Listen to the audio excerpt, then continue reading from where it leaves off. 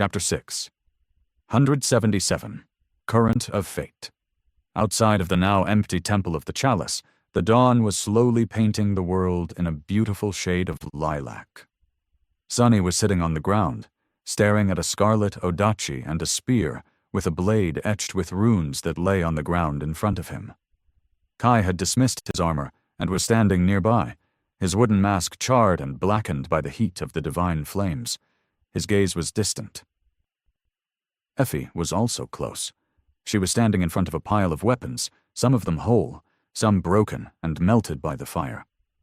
Despite her exhaustion and injuries, the little girl, whose body was almost entirely covered by bruises and lacerations, was picking up one weapon after another, then thrusting them into the rocky ground with somber determination. The graveyard of swords surrounding the temple was slowly growing, thanks to her efforts. Sunny observed Effie for a while, then sighed. He did not see a lot of sense in leaving so many enchanted weapons behind, even if most of them were only equivalent to awakened memories. However, he was also not going to stop the girl from performing the wasteful ritual, as long as it gave her some closure, or whatever it was she was seeking by performing the strange burial. It gave him food for thought, however. In the future, he knew there was no such graveyard around the ruined Temple of the Chalice, which meant that no one had done this last mercy for the war maidens slaughtered in the Great Hall. Was that the reason they had turned into vengeful wraiths, perhaps? Maybe. Or maybe the swords had just been stolen or destroyed at some point later in time. He had not seen the rest of the graveyard in the future as well, after all. So then, what exactly was the connection between the nightmares and the dream realm? Before, Sunny had been sure that nightmares were simply recreations of the past. Now, however, he was not so certain. After all, the Temple of the Chalice was destroyed in the same exact manner as it had been in the future, which meant that he had always been the one to destroy it. The seed of nightmare was a portal to the actual past? Sunny scowled, then shook his head. No, this didn't make any sense. If that was true, then too many things would have been changed in the waking world every time an awakened conquered their nightmare. The connection was too easy to spot. All he had to do was to go and carve his name into one of the menhirs of the sanctuary, then check if it had actually appeared outside the seed.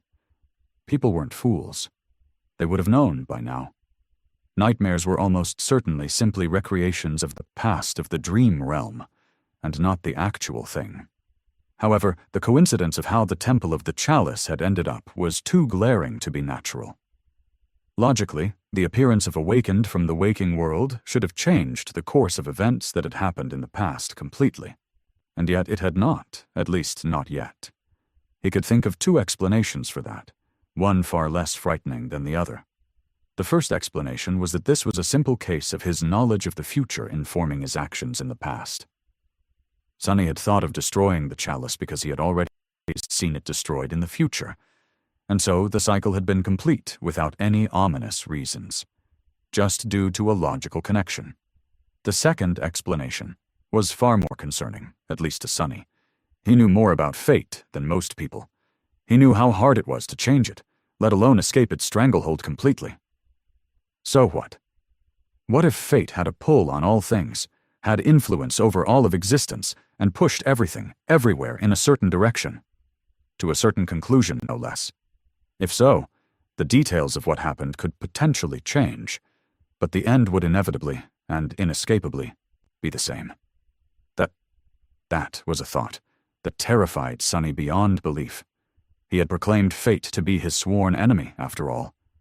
And now, that enemy seemed more fearsome than ever. With a grim expression, he glanced at Effie one more time, then rose from the ground and walked over to the pile of weapons, picking one of them up and thrusting it into the ground. The girl was breathing heavily, her little body seemingly on the verge of collapse. Nevertheless, she glanced at Sunny with a stubborn expression. "What are you doing?" Sunny picked up another sword and shrugged. "Helping. You must be hungry, are you not? The sooner we are done with this, the sooner you can eat. Everyone wins, no?" Effie hesitated for a bit, then turned away and nodded slowly. Together, they continued to bury the swords of the maidens in the rocky soil, with Kai soon joining them. Before too long, the pile of weapons had disappeared, joining the countless swords surrounding the empty, silent temple. Sunny did not know if what they had done was going to change fate, even a little bit, but he hoped ardently that it would.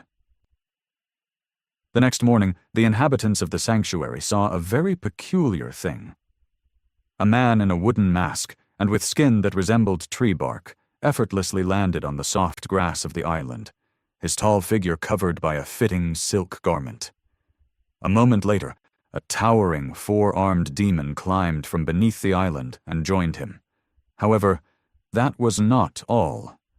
There was a scrawny girl of about 11 or 12 years of age sitting on the shoulders of the demon, holding his horns with her little hands and swinging her skinny legs wildly. "Gee up! Faster!" Listening to Effie laugh, Sunny gritted his teeth, then said with irritation, "Can you stop swinging your legs? I am not a horse, damn it." The huntress did not listen, so he grabbed her legs with two of his 4 hands and held them in place. Which was not easy to do, considering the little girl's monstrous strength. "Ouch, my bruises!" Effie made a pitiful face and whimpered. "Oh no, please don't hurt me, Uncle Demon. I'll be good, I promise. I'll try to recover from the beatings faster. You don't need to get angry."